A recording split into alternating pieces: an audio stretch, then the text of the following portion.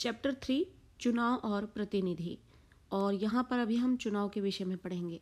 तो जैसा कि चैप्टर का नाम है चुनाव और प्रतिनिधि। चुनाव इलेक्शन जब होते हैं, हम सभी ने देखा है, हर एक वो भारत का नागरिक जो 18 साल का हो या फिर 18 साल के ऊपर हो, वो इलेक्शन में किसी भी एक प्रतिनिधि को अपना वोट देकर अपना जो है अपनी भूमिका निभाता है। प्रतिनिधि किसी भी राजनीतिक पार्टी का एक मान लीजिए आप सिंबल ही है कि वो सामने आकर जो है हमारे सामने उस विशेष पॉलिटिकल राजनीतिक पार्टी का प्रतिनिधि बनकर पार्टिसिपेंट की जिसको हम वोट देकर जिताते हैं, फिर वो हमारे लिए बहुत सारी चीज़ें जो है जनता के लिए करता है। तो चुनाव और प्रतिनिधि हम सभी जान गए हैं। चुनाव क्या है अब उसके बारे में और भी डिटेल से आगे हम चल के जानते हैं। लोकतांत्रिक व्यवस्था, अब डेमोक्रेटिक है हमारा जो भारतीय व्यवस्था जो है। लोकतांत्रिक व्यवस्था में जनता जिस विधि द्वारा अपने प्रतिनिधि को चुनती है उसे चुनाव निर्वाचन कहते हैं। चुनाव किसे कहते हैं? जो प्रोसेस है, प्रोसेस क्या है? कोई भी एक राजनीतिक पार्टी है, उसका एक व्यक्ति प्रतिनिधि के रूप में हमारे समक्ष आता है। हम उसे समझते हैं कि इसका राजनीतिक पार्टी कौन सी है, उसका सिंबल क्या है, और जो जनता है वो जो कि 18 साल की हो या फिर 18 साल से ऊपर की सभी भारतीय नागरिक जो वोट देने के लायक है, वो वोट देते हैं उन्हें और उन्हें जिताते हैं। ये एक प्रोसेस है और इसी प्रोसेस को चुनाव कहा जाता है। तो फिर से एक बार हम इस पंक्ति को समझते हैं। लोकतांत्रिक व्यवस्था में अब ये जो चुनाव की प्रक्रिया हुई, लोगों ने किसी एक व्यक्ति को चुना, एक पॉलिटिकल पार्टी को जिताया, ये सब क्या है? डेमोक्रेटिक होता है, इसे लोकतांत्रिक व्यवस्था कहते हैं। और भारत क्या है? लोकतांत्रिक व्यवस्था में चलता है। तो लोकतांत्रिक व्यवस्था में जनता जिस विधि द्वारा अपने प्रतिनिधि को चुनती है वो चुनाव है, निर्वाचन है। प्रतिनिधि क्या होता है? लोकतांत्रिक व्यवस्था में जनता जिस व्यक्ति का चुनाव करके, मान लीजिए आपके सामने 4 पॉलिटिकल पार्टीज हैं, उनके सिंबल्स कुछ हैं, आपने इस सिंबल को सिलेक्ट करना है, इसको जिताना है, तो आप क्या करेंगे? आप इसको वोट देंगे और आप बहुत ही ईगरली जो है इन सब चीज़ों में इन्वॉल्व रहते हैं। तो आप अपने आसपास के सभी लोगों को इसके लिए मैनिपुलेट कर सकते हैं या फिर उनको समझा सकते हैं कि ये हमारे लिए क्यों अच्छे रहेंगे। तो ये एक प्रोसेस, ये सब कुछ चलता रहता है ऐसे ही। तो हम इसको जिता रहे हैं, ये हमारा प्रतिनिधि है जिसको हमने जिताना चाहा है। तो चुनाव करके सरकार में संसद विधानसभा में भेजती है और उस व्यक्ति को प्रतिनिधि कहते हैं। तो हम जिसको वोट देते हैं वो हमारा प्रतिनिधि हमारे सामने आता है। फिर जब हम उसका चुनाव कर लेते हैं तो सरकार में संसद विधानसभा में भेजती है और उस व्यक्ति को प्रतिनिधि कहते हैं। प्रत्यक्ष लोकतंत्र क्या होता है? प्राचीन यूनानी नगर राज्य में कम जनसंख्या होने के कारण जनता एक ही स्थान पर प्रत्यक्ष रूप से एकत्रित होकर हाथ उठाकर रोजमर्रा दैनिक के फैसले तथा सरकार चलाने में भाग लेते थे, जिसे प्रत्यक्ष लोकतंत्र कहते हैं। मान लीजिए आपकी क्लासरूम में ही अब 20 बच्चे हैं और किसी चीज़ का चुनाव करना है। मान लीजिए इस प्रश्न का उत्तर जो है कौन सा है, A, B, C या D। कितने बच्चे डी को जो है बोलते हैं हाँ, तो वो सभी हाथ खड़ा कर लेंगे, मतलब ये फिर सही हो जाएगा या गलत हो जाएगा। तो ये भारी संख्या जिसके लिए भी होगी वो सही होगा या गलत। लेकिन अब ये जो प्रत्यक्ष लोकतंत्र है, ये वही प्रक्रिया है जहाँ पर सरकार चलाने के लिए कम जनसंख्या होती थी, इस वजह से एक ही जगह पर एकत्रित हो जाते थे और सबकी राय इसी तरीके से ले ली जाती थी।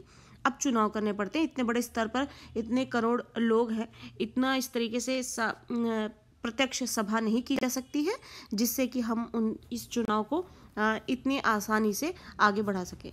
तो इसके लिए चुनाव प्रक्रिया जो है चलती है और इसी चुनाव प्रक्रिया के चलते जो है हम अपने प्रतिनिधियों को चुनते हैं। अब ये जो प्रत्यक्ष लोकतंत्र है जिसकी चर्चा हम कर रहे थे, प्रत्यक्ष लोकतंत्र है क्या? तो ये प्राचीन यूनानी नगर राज्य की बात है कि कम जनसंख्या होती थी, बहुत कम जनसंख्या थी, इसकी वजह से जनता एक ही स्थान पर इकट्ठी हो गई और प्रत्यक्ष यानी डायरेक्ट वहीं पर ही सिलेक्शन हो गया, वहीं पे ही बातें हो गई, डिस्कस हो गया, सब कुछ हो गया। तो ये प्रत्यक्ष लोकतंत्र हो गया। अब अप्रत्यक्ष लोकतंत्र क्या है? अप्रत्यक्ष का मतलब होता है इनडायरेक्ट। तो इनडायरेक्ट जो होता है लोकतंत्र वो क्या है? आधुनिक विशाल जनसंख्या वाले राष्ट्रों में, अब आज के टाइम में विशाल यानी अरबों खरबों की जनसंख्या है वाले राष्ट्रों में प्रत्यक्ष लोकतंत्र व्यवहारिक नहीं रहा है। अब ये पॉसिबल नहीं लगता है कि प्रत्यक्ष लोकतंत्र को फॉलो किया जाए।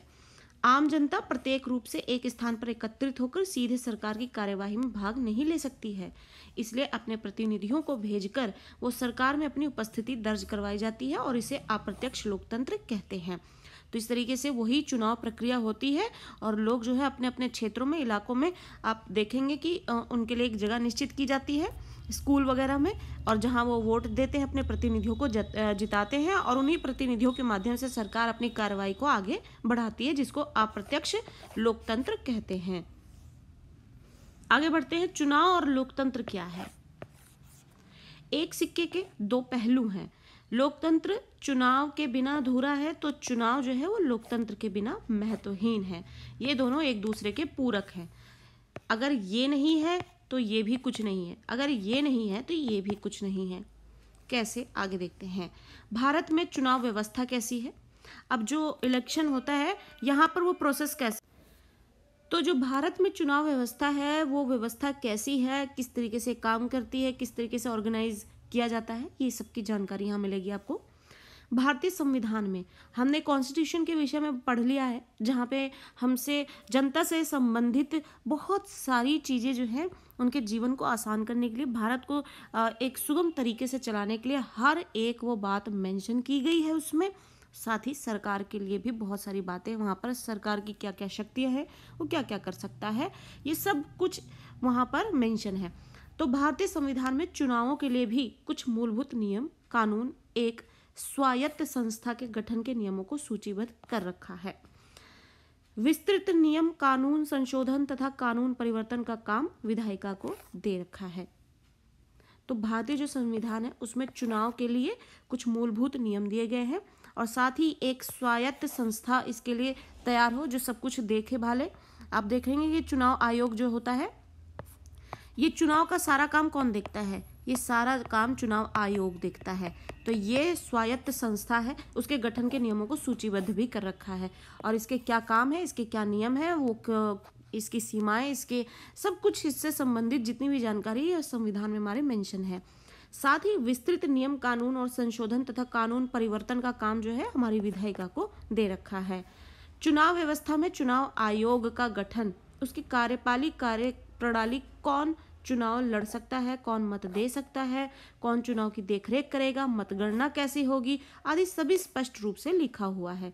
तो जैसा कि संविधान में हमारे दिया हुआ है कि इसके लिए एक विशेष संस्था होगी, जिसको पहले ही बताया मैंने कि चुनाव आयोग है इसके लिए, और चुनाव आयोग जो है उसमें चुनाव आयोग के गठन कैसे होगा और उसका कार्यप्रणाली कौन होगा, कौन चुनाव लड़ सकता है, कौन मत दे सकता है यानी वोट, और कौन चुनाव की देखरेख करेगा, मतगणना यानी वोटों की गिनती कौन करेगा, ये सभी जो है स्पष्ट रूप से वहां पर सारा प्रोसेस लिखा हुआ है। चुनाव आयोग क्या है। चुनाव आयोग जिसके विषय में अभी हमने पढ़ा कि चुनाव से संबंधित जितने भी नियम कानून है या कार्यप्रणाली है, चुनाव कैसे ऑर्गेनाइज किया जाएगा, किस तरीके से कौन मत दे सकता है और मतगणना कैसे होगी, ये सारे काम जो है कौन करता है, हमारा चुनाव आयोग करता है। तो इसके विषय में जो भी जानकारी है वो अभी हम पढ़ते हैं। भारत में स्वतंत्र एवं निष्पक्ष, बिना किसी पक्ष का साथ लिए चुनाव कराने के लिए एक 3 सदस्य चुनाव आयोग है, जिसमें एक मुख्य चुनाव आयोग तथा 2 अन्य चुनाव आयुक्त होते हैं।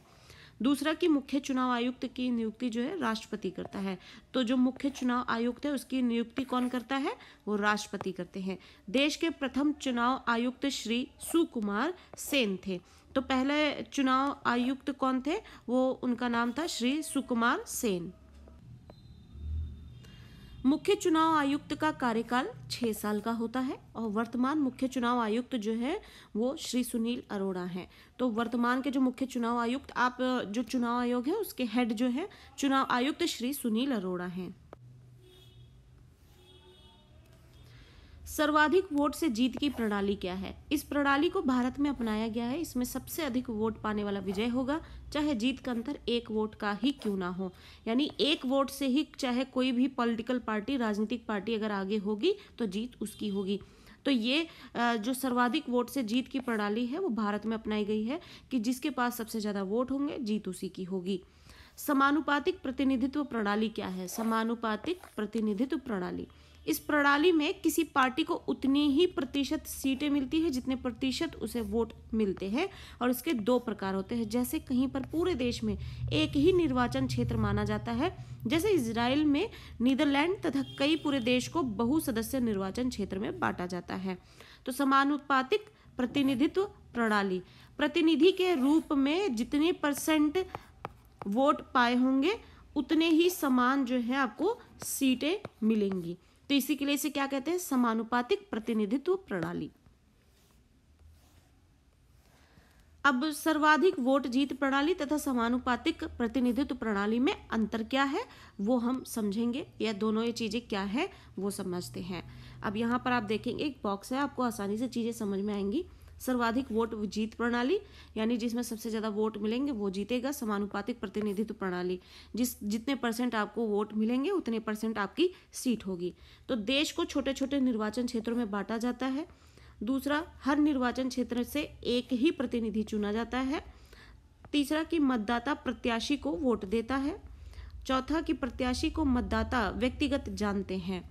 अब यहाँ पे आप देखेंगे जब चुनाव होते हैं तो किस तरीके से यहाँ पे चुनाव प्रचार होते हैं और हर एक व्यक्ति जो है उस प्रत्याशी को जानता है। समानुपातिक प्रतिनिधित्व प्रणाली में क्या होता है? पूरे देश का सिर्फ एक ही निर्वाचन क्षेत्र होता है। दूसरा, एक से अधिक चुने जाते हैं। तीसरा कि मतदाता पार्टी को मत देता है। चौथा कि इसमें मतदाता पार्टी को गुप्त रूप से वोट देता है, इसलिए प्रत्याशी को नहीं जानता है वो। अब भारत में सर्वाधिक वोट से जीत की प्रणाली ही क्यों स्वीकार की गई है, इसके विषय में पढ़ते हैं। ये प्रणाली सरल है और उन मतदाताओं के लिए जिन्हें राजनीति और चुनाव का ज्ञान नहीं है उनके लिए खासकर ये प्रणाली जो है सरल है। तो जिन्हें राजनीति के विषय में और चुनाव का ज्ञान नहीं है उनके लिए बहुत सरल हो जाता है कि उन मतदाताओं के लिए जिन्हें राजनीति और चुनाव का ज्ञान नहीं है उनके लिए आसान हो जाता है ये जानना कि जीत किसकी हुई है और किस प्रकार से हुई है। तो इस तरीके से यहाँ पर सबसे ज़्यादा वोट जिसे मिलेगा जीत उसकी होगी, जीत उसी की सुनिश्चित की जाएगी। दूसरा, चुनाव के समय मतदाताओं के पास स्पष्ट विकल्प होता है। तो यहाँ पर एकदम साफ जो है यहाँ पर ऑप्शंस होते हैं मतदाताओं के पास कि उन्हें वोट किसे देना है। फिर देश में मतदाताओं को दलों की जगह उम्मीदवारों के चुनाव का अवसर मिलता है जिनको वो व्यक्तिगत रूप से जानते हैं।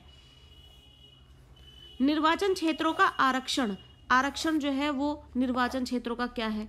भारतीय संविधान द्वारा सभी वर्गों को संसद में समान प्रतिनिधित्व देने के प्रयास में आरक्षित निर्वाचन क्षेत्रों की व्यवस्था को अपनाया गया है, और इस व्यवस्था के अंतर्गत किसी निर्वाचन क्षेत्र में सभी मतदाता वोट तो डालेंगे ही, और लेकिन प्रत्याशी केवल उसी समुदाय या सामाजिक वर्ग का होगा जिसके लिए सीट आरक्षित होगी। तो यहाँ पर सीट आरक्षण का भी प्रावधान है।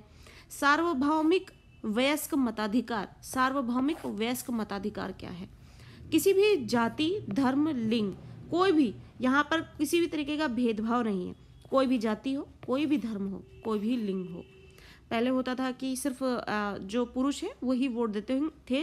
वो एक और भी ज़्यादा डिटेल में जाने पर इन सब चीज़ों की जानकारी मिलेगी, लेकिन धीरे धीरे सारी चीज़ें बदली हैं। बहुत कुछ यहाँ पर चीज़ें बदलती हुई दिखी हैं। उसके बाद से कोई भी जाति हो, धर्म हो, लिंग हो, एक क्षेत्र के भेदभाव के बिना 18 वर्ष से ऊपर आयु वर्ग के नागरिकों को मत देने का जो अधिकार होता है उसे सार्वभौमिक वयस्क मताधिकार कहा जाता है। चुनाव सुधार, चुनाव की कोई प्रणाली कभी आदर्श नहीं हो सकती। चुनाव प्रक्रिया जो भी है, अगर उसमें से कोई भी प्रक्रिया जो है सही नहीं लगती, आदर्श नहीं लगती है, तो उनमें अनेक कमियां और सीमाएं होती हैं। लोकतांत्रिक चुनाव की कोई प्रणाली कभी आदर्श नहीं हो सकती, उनमें अनेक कमियां और सीमाएं होती हैं। लोकतांत्रिक समाज को अपने चुनावों को और अधिक स्वतंत्र एवं निष्पक्ष बनाने के तरीकों को बराबर खोजते रहना पड़ता है, जिसे चुनाव सुधार कहते हैं।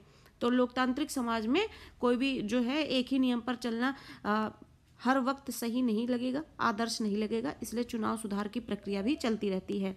जिसे भारत में आपराधिक प्रवृत्ति के लोगों को चुनाव लड़ने पर प्रतिबंध या फिर चुनाव लड़ने के लिए कुछ अनिवार्य शिक्षा योग्यता निर्धारित करना होता है। अब मान लीजिए कोई व्यक्ति है जिसने अपराध किए हों और किसी भी आपराधिक प्रवृत्ति के कारण वो व्यक्ति है, अब है लेकिन भारत का नागरिक, तो क्या उसे चुनाव लड़ना चाहिए या फिर चुनाव लड़ा जा सकता है? तो इन सब के लिए एक नियम कायदे हैं, अलग से तैयार किए गए हैं, तो वो चुनाव सुधार प्रक्रिया के अंतर्गत आ जाते हैं। चुनाव प्रणाली के दोष क्या है, इसमें कमी क्या है, गलत क्या चीजें हैं? धन का अधिक व्यय खर्च होता है, वोटों का खरीदा जाना, झूठा प्रचार, सांप्रदायिक हिंसा और जाति धर्म के नाम पर वोट, राजनीति का अपराधीकरण और अपराधी का राजनीतिकरण। तो ये सब जो है इसकी यहाँ पर कमियां हैं। तो इस तरीके से अब इस चैप्टर से रिलेटेड चुनाव और प्रतिनिधि से संबंधित बहुत सारे डिटेल्स जानकारी हमने पढ़ी, बहुत ही यूज़फुल है, काफ़ी बड़ा चैप्टर है, लेकिन यहाँ पर आपको कम समय में ओवरऑल आइडिया दे दिया गया है कि इस चैप्टर में आपको क्या समझाया गया है। आई होप कि आपको चीज़ें बहुत अच्छे से समझ में आ गई होंगी। हेल्प कर रही हैं तो जरूर इसे लाइक करें, शेयर करें और चैनल को सब्सक्राइब करना ना भूलें, जिससे कि आपको टाइमली अपडेट्स यूँ ही मिलती रहें। Thank you.